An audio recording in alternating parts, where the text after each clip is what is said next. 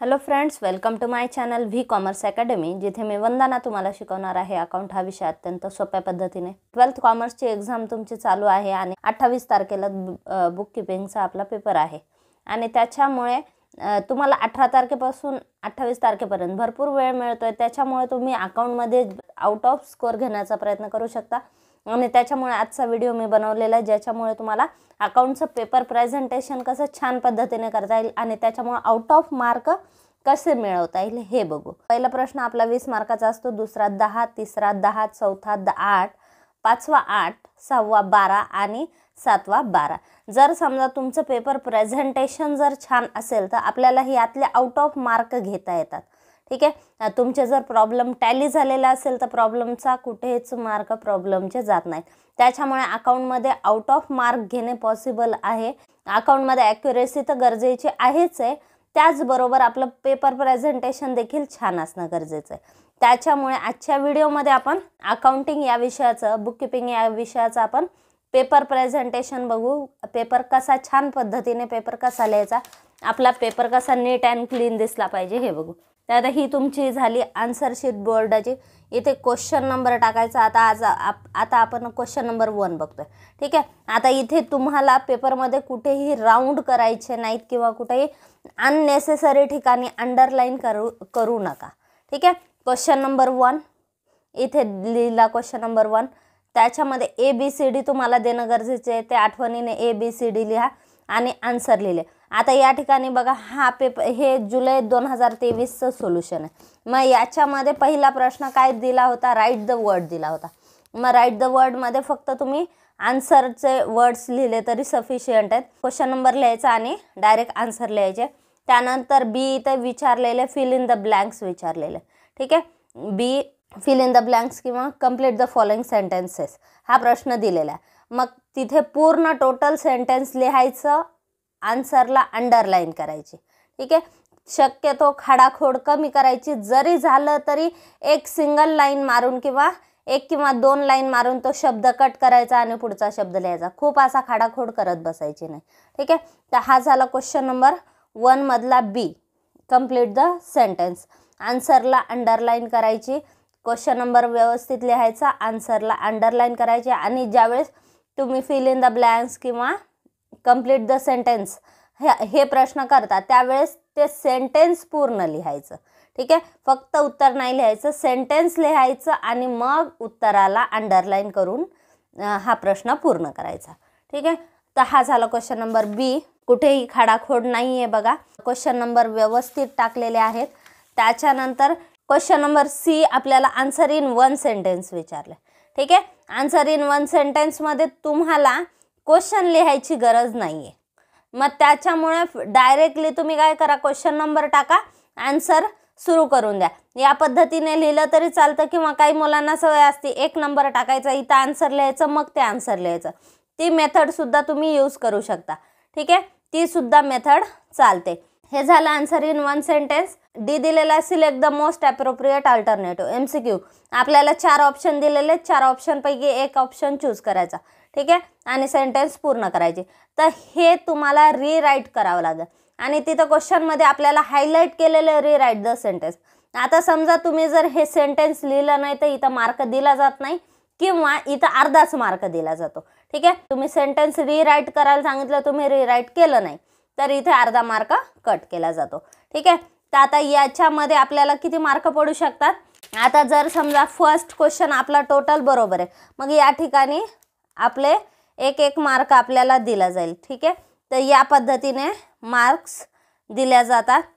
ठीक आहे, त्याच्यानंतर आता जर समजा हे पण आपले सगळे बरोबर आहे तर 1 मार्क दिला जाईल। एखादं कुठं तुमचं सेंटेन्स चुकलं, आता समजा हे जर समजा तुम्ही अर्धवट उत्तर दिलं, मग इथं अर्धा मार्क टेकवला जाईल किंवा अर्धा मार्क इथं दिला जाईल।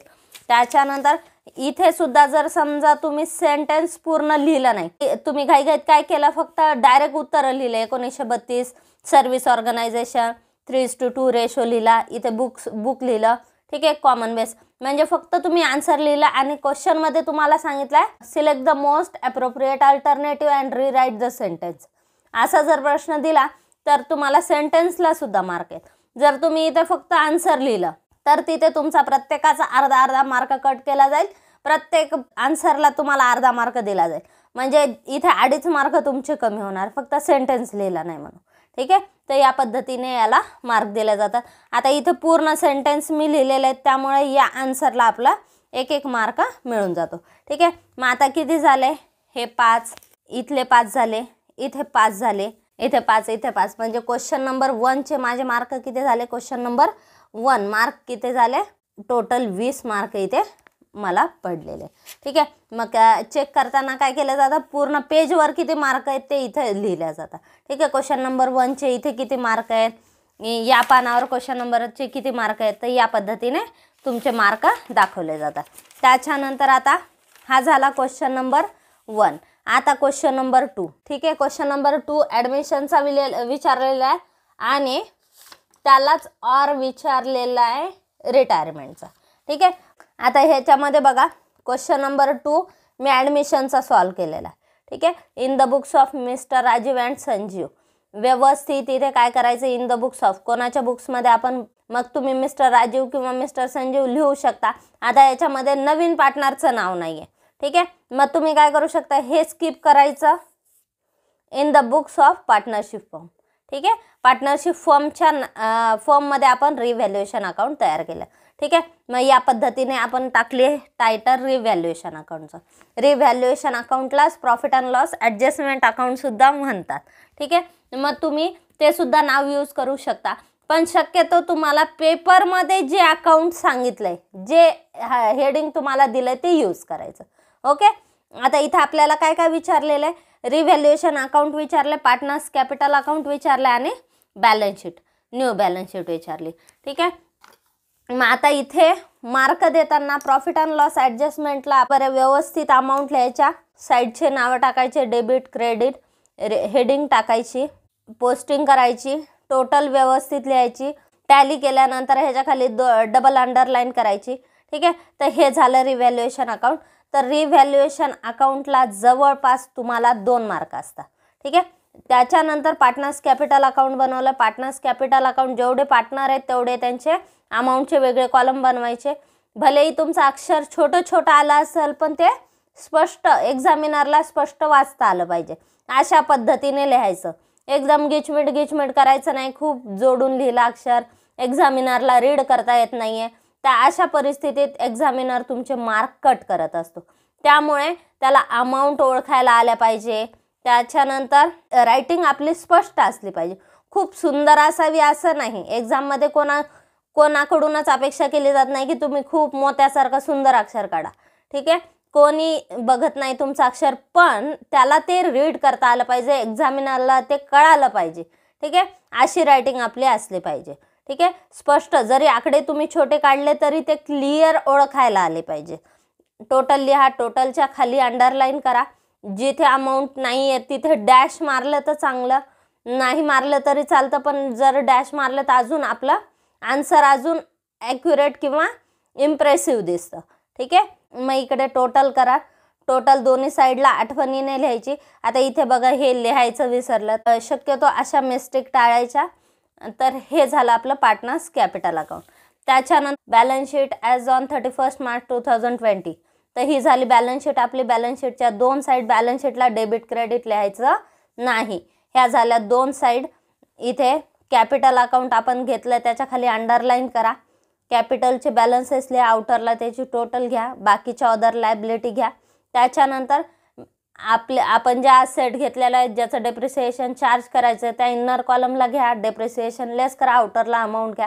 ठीक आहे, टॅली करताना चेक करायचं की आपण प्रत्येकाची अमाऊंट आउटरला घेतली आहे का. त्याच्यानंतर बॅलन्स शीटची टोटल करा, टॅली झाल्यानंतर त्याच्या खाली 2 लाईन देणं गरजेचं आहे, आवश्यक आहे, कंपल्सरी आहे. ओके, तर ही झाली आपली बॅलन्स शीट. तर आता हा जो प्रश्न आहे हा प्रश्न आहे 10 मार्काचा. ठीक आहे, प्रश्न 10 मार्काचा. याच्यामध्ये आपल्याला काय काय सांगितलं आहे, रिव्हॅल्युएशन अकाउंट बनवायला सांगितलं, पार्टनर्स कॅपिटल अकाउंट बनवायला सांगितलं आणि बॅलन्स शीट बनवायला सांगितलं. ठीक आहे, मग हे आपण तिन्ही अकाउंट बनवले. ओके, त्यानंतर क्वेश्चन नंबर 3. क्वेश्चन नंबर 3 मध्ये एक प्रश्न, पहिला प्रश्न डिझोल्युशनचा दिला, त्याला ऑर बिल ऑफ एक्सचेंजचा दिला. ठीक आहे, आता बिल ऑफ एक्सचेंजच्या आपल्याला काय विचारलेलं आहे, जर्नल एंट्री विचारलं आहे. ठीक आहे, मग जर्नल एंट्री लिहिताना व्यवस्थित प्रोफार्मा ड्रॉ करायचा. In the books of Aman journal entries date particular LF debit amount credit amount, या पद्धतीने जर्नल एंट्रीचा प्रोफार्मा ड्रॉ करायचा. जर्नल एंट्री आपण लिहिल्या तरी ते नीट अँड क्लीन दिसलं पाहिजे. ठीक आहे, आपल्याला ओळखायला आली पाहिजे. जर्नल एंट्री एक स्पेसिफिक मेथडनी लिहिली जाते. ठीक आहे, जर्नल एंट्री विशिष्ट पद्धतीने आपण लिहित असतो, कुठूनही काहीही सुरू करायचं नाही. इथून आता इथे वरून account debit to sales account, काही मुलं काय करतात ह्याच्याच खाली टू लिहितात. जर्नल एंट्री झाल्यानंतर नरेशन लिहिणं कंपल्सरी आहे, लिहिलंच पाहिजे, तर तुम्हाला मार्क दिला जातो. जर तुम्ही एंट्री लिहिली फक्त नरेशन लिहिलं नाही तर तिथे अर्धा मार्क तुमचा कट होतो. ठीक आहे, त्यामुळे जर्नल एंट्री लिहिताना नरेशन सुद्धा लिहिणं गरजेचं आहे. अमाऊंट डेबिटला डेबिट अमाऊंट लिहायची, जे अकाउंट डेबिट झालं त्याच्यासमोरची डेबिटची अमाऊंट, त्याच्यानंतर क्रेडिट झालं त्याच्यासमोर क्रेडिट अमाऊंट. ठीक आहे, इथं डॅश दिलं तर चांगलं, नाही दिलं तरी हरकत नाही. Okay, narration. आता इथं जर तुम्हाला डेट दिली असेल तर डेट लिहायची, नाही तर नंबरिंग द्यायची. ठीक आहे, तर ही झाली जर्नल एंट्री. त्याच्यानंतर आता काही एंट्री, जर्नल एंट्रीला नॉर्मली प्रत्येक एंट्रीला 1 मार्क दिला जातो आणि या टाईपच्या जर कंबाईंड एंट्री असेल तर इथं 1.5 मार्क दिला जातो. ठीक आहे, जर्नल एंट्री या पद्धतीने लिहायच्या. एंट्री संपल्यानंतर इथे अशी एक लाईन ओढायची. काही मुलांना सवय असते ते लाईन इथून स्टार्ट करतात इथपर्यंत लिहितात. ठीक आहे, मारतात, तर ही चुकीची मेथड आहे. फक्त जी पर्टिक्युलरचा कॉलम आहे तेवढ्यामध्येच लाईन मारायची. ठीक आहे, बाकीच्या ठिकाणी लाईन येऊ द्यायची नाही. तर हे झाली जर्नल एंट्री लिहिण्याची पद्धत. तर ह्या टोटल 9 एंट्री झालेल्या आहेत. जर्नल एंट्री झाल्यानंतर सगळ्यात शेवटी टोटल लिहायची. ठीक आहे, इथं टोटल लिहायची आणि इथं टोटल करून लिहायची, इथं टॅली मार्क द्यायचं. आता हे ऑप्शनल आहे. जर समजा तुमची खूप घाई झालेली आहे, पुढचा प्रश्न सोडवायचा आहे, तर हे लिहिलं नाही तरी चालतं, कारण इथे तुम्ही जर नाही लिहिलं तर मार्क कट होतं नाही. पण हे आपलं प्रेझेंटेशन छान दिसावं ह्याच्यासाठी ही गोष्ट गरजेची आहे. ओके, मग इथं टोटल लिहायची. जर समजा तुम्ही काही कॅल्क्युलेशन केलेले असतील, जसं की इथं डिस्काउंटचं कॅल्क्युलेशन केलं, इंटरेस्टचं कॅल्क्युलेशन केलं, तर ते वर्किंग नोटमध्ये कॅल्क्युलेशन दाखवायचे. जर समजा तुम्हाला सांगितलं प्रॉब्लेममध्ये जर दिल्या वर्किंग नोट लिहा तर त्याला मार्क असतो, नाहीतर वर्किंग नोटला मार्क नसतो. त्यामुळे वर्किंग नोट खूप छान लिहित बसायच्या, सगळं छोटे छोटे पॉईंट लिहित बसायची गरजेचे नाही. जेवढे नेसेसरी आहे तेवढीच वर्किंग नोट दाखवा. ठीक आहे, तर हा झाला क्वेश्चन नंबर 3 कसा प्रेझेंट करायचा. त्याच्यानंतर क्वेश्चन नंबर 4. क्वेश्चन नंबर 4 इथे विचारलेला आहे बघा, इश्यू ऑफ शेअर्सचा प्रॉब्लेम आहे. ठीक आहे, इश्यू ऑफ शेअर्सचा आणि त्याला ऑर दिलाय कम्प्युटराइज अकाउंटिंगचा थेरॉटिकल प्रश्न आहे. ठीक आहे, त्याच्यामुळे इश्यू ऑफ शेअर्सचाच प्रश्न सोडवायचा, जेणेकरून तुम्हाला थेरीमध्ये मार्क कवर होत नाहीत पटकन. इश्यू ऑफ शेअर्सच्या जर तुम्ही पटापट एंट्री केल्या तर आपले मार्क मॅक्झिमम कवर होतात इथे. ठीक आहे, तर या पद्धतीने इश्यू ऑफ शेअर्स आत्ताच मी जर्नल एंट्रीचा प्रोफॉर्मा सांगितलेला त्या पद्धतीने ड्रॉ करायचा, व्यवस्थित इन डिटेल एंट्री दाखवायची. आता इथे एंट्री आपण काय केली, bank account debit to equity share application account, application money रिसिव्डची. मग नरेशन काय घेतले, being equity share application money on 50,000 shares at ₹30 per share received. ठीक आहे, अमाऊंटला 15 लाख घेतले. मग हे जे 15 लाख आहेत हे कसे आले हे बायफर्केशन जर तुम्ही इथे दाखवलं तर चांगलं. ठीक आहे, त्यामुळे इश्यू ऑफ शेअर्समध्ये या पद्धतीने एंट्री पास करायच्या. आता इथे बघा माझी मिस्टेक झालेली आहे, ते इथे जास्त खाडाखोड करण्याची, खूप अशी गोल गोल करण्याची गरज नाही. ठीक आहे, 1 2 3 त्याच्यावर लाईन मारून द्या आणि सोडून द्या. काही मुलं काय करतात, खूप डार्क करतात. आणि शक्यतो एक गोष्ट अकाउंटच्या पेपरमध्ये फॉर्मॅट तयार करताना किंवा ड्रॉ करताना लक्षात ठेवायचं, पेन्सिलचं टोक खूप टोकदार करायचं नाही. ठीक आहे, काही मुलं काय करतात, खूप पेन्सिलला खूप टोक करतात आणि ह्या रेषा ज्या आहेत ना दाबून दाबून ओढतात. ठीक आहे, आणि त्याच्यामुळे काय होतं, जिथं तुम्ही दाबून रेष ओढलेली आहे मे बी तिथं तुमचा पेपर फाटू शकतो. ठीक आहे, त्याच्यामुळे अकाउंटमध्ये ही गोष्ट लक्षात ठेवायची, केअरफुली हलक्या हाताने रेषा मारायच्या आणि खूप दाबून दाबून लिहायचं नाही किंवा खूप दाबून रेषा मारत बसायचं नाही, घोटत बसायचं नाही रेषा. ठीक आहे, शक्यतो पेन्सिल डार्क वापरा, जेणेकरून तुमच्या रेषा डार्क दिसतील. ठीक आहे, खूप फेंट पेन्सिल घ्यायची आणि मग खूप दाबून रेषा मारत बसायच्या, त्याच्यामुळे तुमचा पेपर फाटू शकतो. ठीक आहे, आपला पेपर फाटणार नाही या रेषांमुळे, याची काळजी घ्यायची. तर हा झाला क्वेश्चन नंबर 4. इश्यू ऑफ शेअर्सचा जर्नल एंट्री. आता ह्याच्यामध्ये तुम्ही अजून एक छान इम्प्रेसिव्ह करण्यासाठी तुम्ही काय करू शकता, आता आपल्या हे ॲप्लिकेशनच्या 2 एंट्री. मग इथे तुम्ही काय करू शकता, इथे ॲप्लिकेशन लिहायचं आणि त्याला एक बॉक्स करायचा. आता इथे ह्या ज्या 2 एंट्री आहेत समजा ह्या अलॉटमेंटच्या, मग आता इथे तुम्ही असं अलॉटमेंट लिहू शकता. ठीक आहे. त्याच्यानंतर आता ह्या 2 एंट्री समजा फर्स्ट अँड फायनल कॉल, मग इथे फर्स्ट अँड फायनल कॉल. ठीक आहे. ह्याच्यामुळे आन्सर आपला इम्प्रेसिव्ह होता. आम्हाला जेव्हा इश्यू ऑफ शेअर्स हा टॉपिक होता, आम्हाला कॉर्पोरेट अकाउंटिंगमध्ये हा टॉपिक यायचा, त्यावेळेस आम्ही या मेथडने सोडवायचो. ठीक आहे. तर हे झाले इश्यू ऑफ शेअर्सच्या टोटल एंट्री झाल्या, एंट्रीज संपल्या. त्याच्यानंतर टोटल लिहिणं ऑप्शनल आहे, लिहिलं तर चांगलं. ठीक आहे. नाही लिहिलं राहिलं तरी काय हरकत नाही. जर समजा तुमच्याकडे वेळ कमी आहे, 5च मिनिटात आपल्याकडे शिल्लक आणि तुम्ही टोटल मारत बसला तर काही उपयोगाचं नाही. ठीक आहे. मग त्या मोमेंटला हा पॉईंट स्किप करायचा. तर हा झाला क्वेश्चन नंबर 4. याला ऑर कोणता दिला होता, कम्प्युटराइज अकाउंटिंग. ठीक आहे. 8 मार्कासाठी हा प्रश्न विचारलेला होता. त्याच्यानंतर क्वेश्चन नंबर 5 आपल्याला दिलेला डेथ ऑफ पार्टनर आणि त्याला ऑर दिलेला आहे ॲनालिसिस ऑफ फायनान्शियल स्टेटमेंट, त्याच्यावर विचारलेला. ठीक आहे. आता इथे बघा क्वेश्चन नंबर 5 मध्ये आपल्याला काय काय विचारलेलं आहे. क्वेश्चन नंबर 5 ला बघा इथं विचारलेलं working of Vijay share, working note विचारले तिथे. ठीक आहे.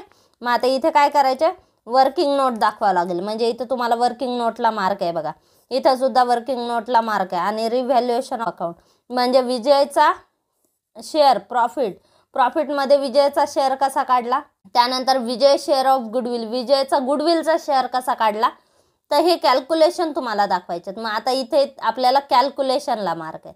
ठीक आहे. आणि रिव्हॅल्युएशन अकाउंट, आता इथं तुम्हाला कॅल्क्युलेशनला मार्क आहे. त्यामुळे आधी हेडिंग टाकायची, तुम्ही कोणतं कॅल्क्युलेशन दाखवताय. ठीक आहे. मग हेडिंग टाका, त्याला अंडरलाईन करा, त्याच्यानंतर सूत्र मांडा, सूत्रात अमाऊंट मांडायच्या आणि नंतर फायनल आन्सर दाखवायचा. आता फायनल आन्सर जे आहे तर त्या फायनल आन्सरला सुद्धा काय करायचं आपल्याला, इथे बघा इथे काय सांगितलं. आता हे आपण काय काढला, वर्षाचा प्रॉफिट काढला. ठीक आहे. आणि पर्टिक्युलर पिरियडशी रिलेटेड प्रॉफिट हा काढला आणि त्याच्यानुसार आपण विजयचा शेअर किती काढला, 5500. मग आता इथे विजयचा शेअर इथे निघाला, या आन्सरला काय करा, हायलाईट करा.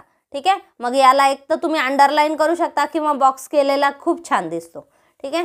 त्याच्यानंतर आता इथे व्हॅल्युएशन ऑफ गुडविलचा शेअर आपल्याला काढायचा आहे, विजयचा शेअर.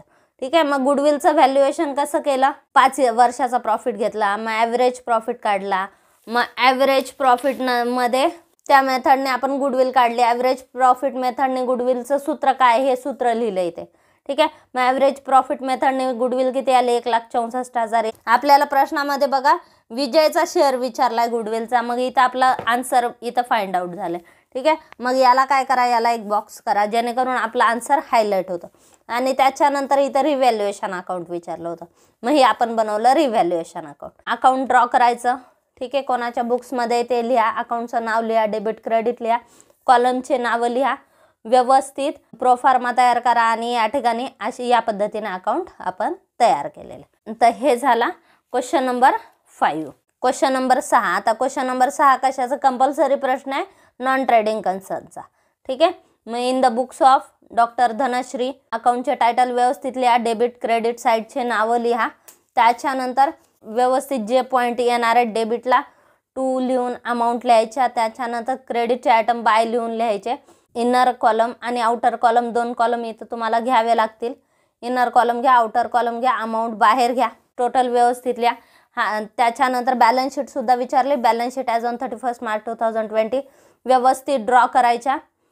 लायबिलिटीज अमाऊंटचे 2 कॉलम घ्या, ही टोटल व्यवस्थित लिहा. प्रॉब्लेम टॅली केल्यानंतर त्याच्या खाली टॅली मार्क द्या. तर हा झाला क्वेश्चन नंबर 6.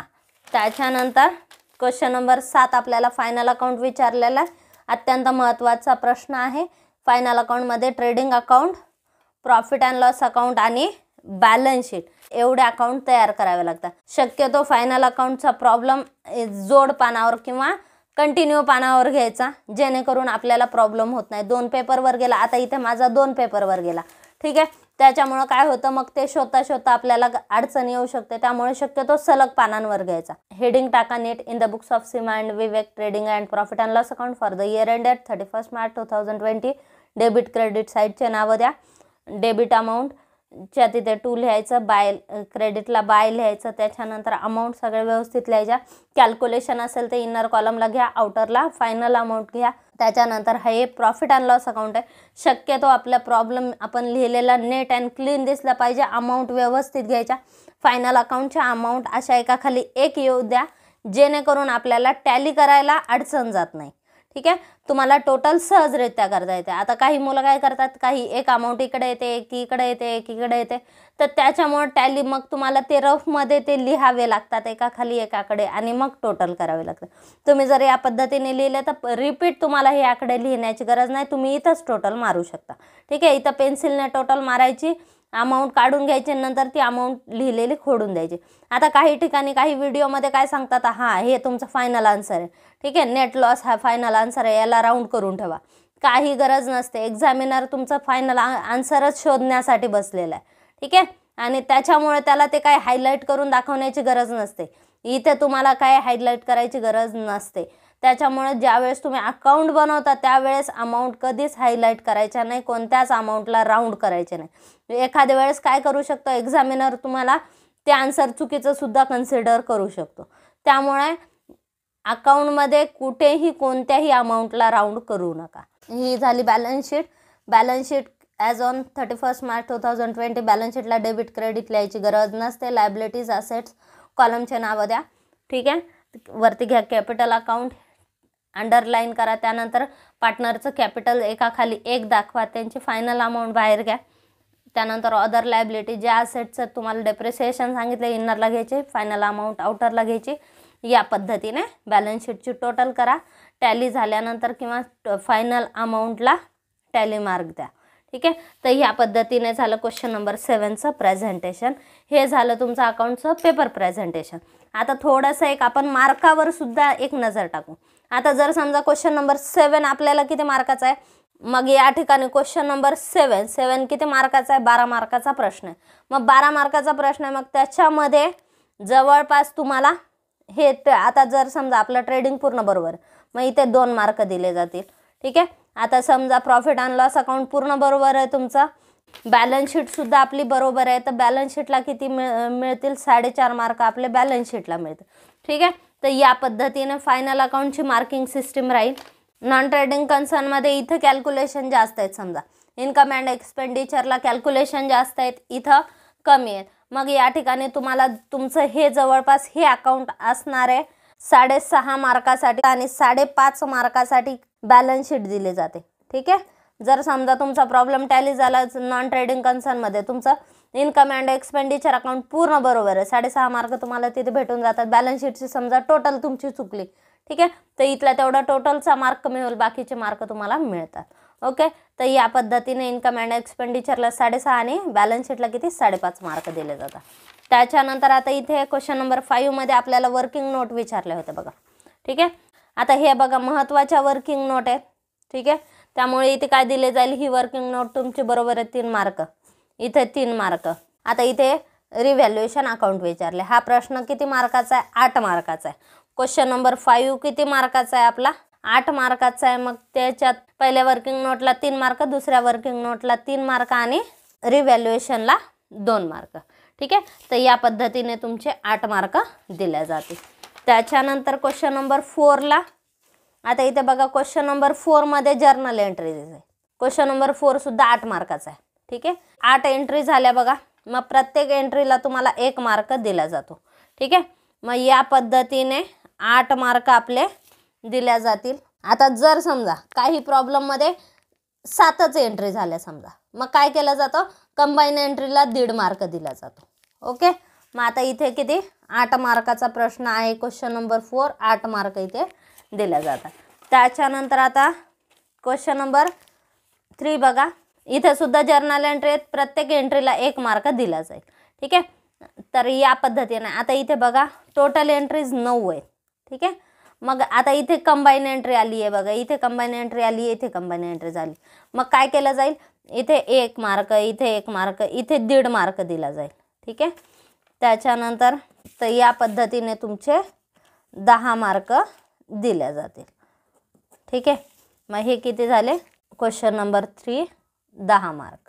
त्यानंतर क्वेश्चन नंबर 2 मध्ये आपल्याला काय काय विचारलं होतं? Revaluation account, partners capital account आणि बॅलन्स शीट विचारली. किती मार्कासाठी? 10 मार्कासाठी हा प्रश्न आहे.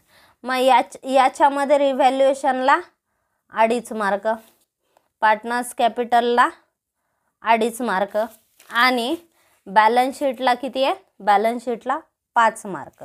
या पद्धतीने क्वेश्चन नंबर 2 आपला 10 मार्क इथे तुम्हाला दिले जाते. ठीक आहे. आणि क्वेश्चन नंबर 1 आपला कंपल्सरी प्रश्न 20 मार्काचा आहे. ठीक आहे. Question number 20 मार्काचा. मग या पद्धतीने तुमचे क्वेश्चन नंबर 1 20 मार्काचा, 2 सेकंड 10, थर्ड 10, चौथा प्रश्न 8 मार्काचा, पाचवा प्रश्न 8 मार्काचा, 6वा 12 मार्काचा आणि 7वा 12 मार्काचा. अशा पद्धतीने तुमचे 80 मार्क कव्हर केले जातात. ओके. तर आजच्या पेपरमध्ये आपण काय बघितलं? पेपर प्रेझेंटेशन कसं असलं पाहिजे? तर पेपर प्रेझेंटेशन कसं असलं पाहिजे? आपलं अक्षर खूप मोठं नाही, खूप बारीक नाही, नॉर्मल अक्षर काढायचं.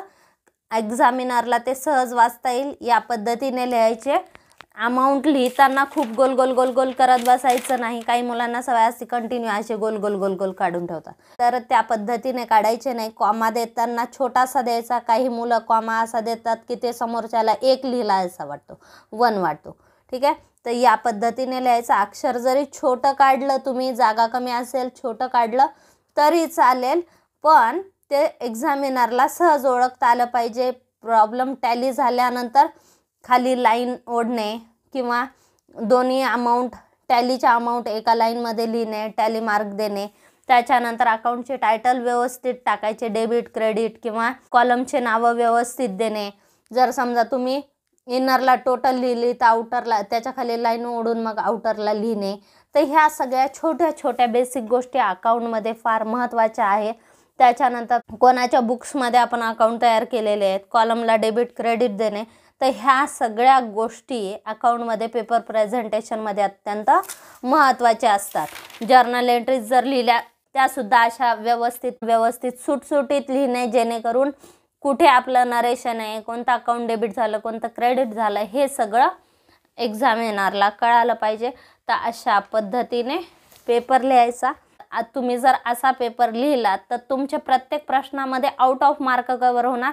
जरी एखादा प्रॉब्लेम आपला चुकला तरी तुमचे तिथे मार्क कमीत कमी कट होणार. जर समजा तुम्ही पेपर नीट अँड क्लीन लिहिलेला आहे, व्यवस्थित लिहिलेला आहे आणि तुमच्या पेपरमुळे जर एक्झामिनरची चिडचिड झाली नाही, त्याला सगळे आन्सर सुटसुटीत दिसले, तर तुमचे मॅक्झिमम मार्क कव्हर होतात. त्याच्यामुळे पेपर सुटसुटीत लिहिणे, नीट अँड क्लीन दिसणे फार महत्त्वाचे आहे. त्याच्यामुळे पेपर प्रेझेंटेशन फार महत्त्वाचं आहे. तर तुमचं paper presentation out of mark मिळवण्यासाठी या पद्धतीने असलं पाहिजे. आपल्या अकाउंटमध्ये आउट ऑफ मार्क कव्हर करण्यासाठी पेपर प्रेझेंटेशन अत्यंत महत्त्वाचं आहे. त्याच्यामुळे आजचा हा व्हिडिओ बघितलेला आहे. त्याच्यामुळे व्हिडिओ कुठेही स्किप न करता बघा. व्हिडिओ तुम्हाला कसा वाटला हे कमेंट बॉक्समध्ये नक्की कळवा. चॅनल अजून सबस्क्राईब केलं नसेल तर चॅनलला सबस्क्राईब करा, व्हिडिओला लाईक करा, शेअर करा आणि सबस्क्राईब करा. थँक्यू.